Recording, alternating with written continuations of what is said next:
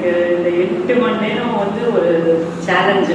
பேசாமல் இருக்கும்போது என்னோட தாட்ஸ் ப்ராசஸ் நிறையா, என்னோட சிந்தனைகள், நான் எங்கே நின்னேன், ஏன் இந்த மாதிரி தடுமாறினேன், அதே மாதிரி இந்த மின்ஜன்மத்துக்கு போச்சு எங்கே நான் எல்லாருக்கும் வழி கொடுத்து என்னோட வாழ்க்கையில் ஏன் இந்த களங்கம், ஏன் இந்த ஒரு பிரச்சனைகள், அந்த பிரச்சனைகளுக்கு நான் எப்படி தீர்வு காண ஆரம்பித்தேன் அப்படின்றத நான் யோசிச்சு நிற்கும்போது நானா அவர் நீயா நில்லு, அதுக்கப்புறம் உனக்கு வழி வரும் அப்படின்னு சொல்லி கொடுத்தத அதை மின்ஜன்மத்தில் எங்கெல்லாம் நான் தடைகள், எங்கெல்லாம் தவறுகள் செய்தேன்னு என்னை உணர ஆரம்பித்தேன். அந்த உணர ஆரம்பிக்கும் போது எனக்கு வந்து பேச்சு இல்லை, எதுவுமே பேச முடியல, எந்த சிந்தனையும் எனக்கு ஓடலை. நான் ஏன் இப்படி ஆனேன், எங்கே நான் அதுவும் 20 வயசுலேருந்து 30 வயசுல வரைச்சே எனக்கு வந்து ஒரு நிமிஷம் ஸ்தம்பிச்சு போயிட்டு உலகம், கால் இல்லை கை இல்லைன்ற மாதிரி ஒரு ஸ்தம்பிச்சு போன உலகமாக இருக்கு.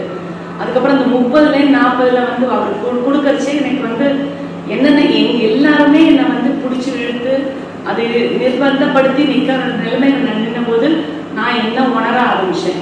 அதுதான் நான் பண்ண முதல் அந்த தவறு என்னவோன்றதை யோசிக்க ஆரம்பிச்சு நான் இப்போ அந்த நிலையிலேன்னு விடுபட்டேன். இன்ஃபேக்ட் குருஜி எனக்கு கொடுத்த அந்த சுண்டைக்காய் அந்த பொடி நான் இன்னைக்கு 9 மாசமா எந்த மெடிசனும் நான் எடுத்துக்கல.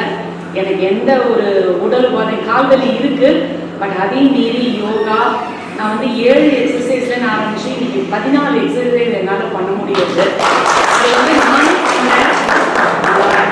எனக்கு வந்து நான் என் வீட்டை விட்டு வெளில வராதவோ, நான் இதெல்லாம் நான் வெளியில வந்து எடுத்துட்டு பண்றேன் அப்படின்னா நான் என்னை உணர்ந்தேன். குருஜிக்கு ரொம்ப நன்றி.